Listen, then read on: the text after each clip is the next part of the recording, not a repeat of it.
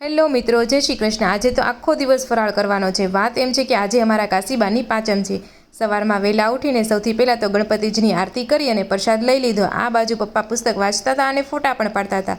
જે સારું લાગે તેના ફોટા પાડી લે। પછી અમે સવારનું શિરામણ તો ન કહેવાય પણ ફરાળ કરતા હતા અને ફરાળમાં ભાખરી છે તે પણ ફરાળી છે।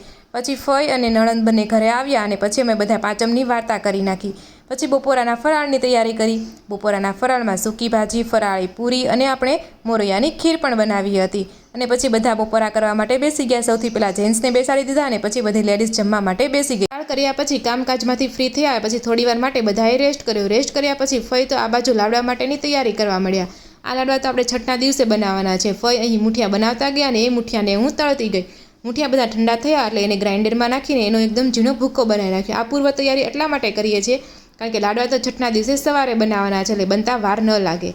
વાળુનો ટાઈમ થઈ ગયો એટલે આ બાજુ મમ્મી છે તે માંડવીનો વઘાર કરતા એટલે કે મગફળીનો વઘાર કરતા હતા। આ માંડવી છે તે ફરાળ માટે ખૂબ જ ટેસ્ટી બને છે, તમે પણ ટ્રાય કરજો। પછી બધા એકસાથે અમે ફરાળ કરવા માટે બેસી ગયા અને ફરાળમાં ઘણું બધું હતું। ફરાળી ચેવડો, કેળા બટેકાની વેફર અને ઘણું બધું હતું। પછી તો અમે નવરા થઈ ગયા અને પછી ભાણિયાભાઈ સાથે થોડી હસી મજાક અને રમાડતા હતા। ત્યારબાદ પછી અમે સોસાયટીના ગણપતિ જોવા માટે ગયા। કાલનો વિડીયો જોવાનું ભૂલતા નહીં। કાલના વિડીયોમાં આપણે બાના પાંચમના પારણા કરવાના છે। વિડીયો ગમ્યો હોય તો લાઇક કરવાનું ભૂલતા નહીં। ફરી મળીશું।